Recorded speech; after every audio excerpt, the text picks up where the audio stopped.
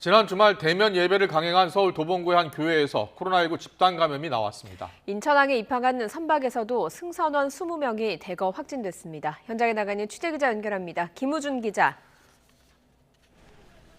네, 서울시 도봉구에 위치한 교회 앞에 나와 있습니다. 대면 예배를 강행한 교회에서 확진자가 나왔죠.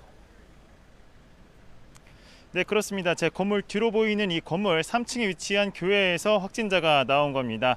이 예배에 참석한 신도가 양성 판정을 받은 건데요. 이 문제는 대면 예배입니다.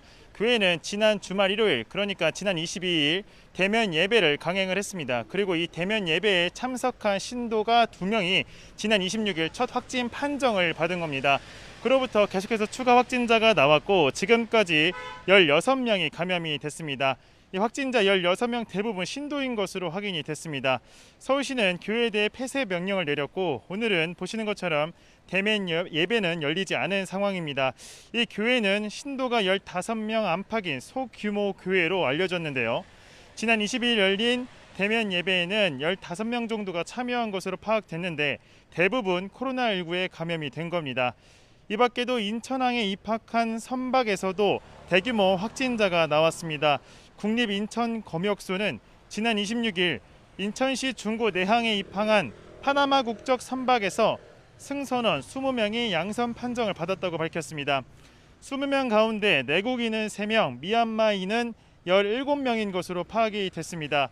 해당 선박은 인도네시아에서 출항해 중국으로 향하던 가운데 선내에서 유증상자가 발생하면서 인천항에 입항한 것으로 확인됐습니다.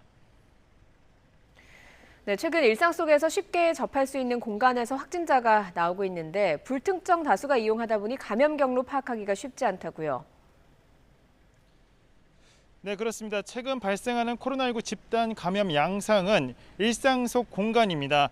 그러니까 우리가 쉽게 접할 수 있는 공간에서 확진자가 속출하고 있는 건데요. 실제로 서울시 관악구에 위치한 음식점에서도 오늘 추가로 5명이 감염 확진이 돼 34명까지 늘어났고 은평구 소재 마트 관련 확진자도 추가로 늘어 지금까지 35명이 감염됐습니다.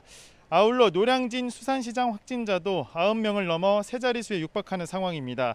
이 밖에도 강남구 음식점, 용인시 PC방, 울산 목욕탕 등 일상 속 감염은 전국 각지에서 속출하고 있습니다. 경기도 조사 결과 최근 발생한 감염 가운데 소규모 생활 감염이 차지한 비율이 90%에 달했는데요. 특히 다중 이용 시설의 경우 불특정 다수가 이용하는 만큼 감염 경로가 불분명한 경우가 많아 역학조사에 일부 한계가 있는 상황입니다. 방역당국이 발표한 자료에 따르면 감염 경로를 알 수 없는 확진자 수는 계속해서 늘어 연이 30%대를 웃돌고 있는 상황입니다. 지금까지 서울시 도봉구 교회 앞에서 YTN 김우준입니다.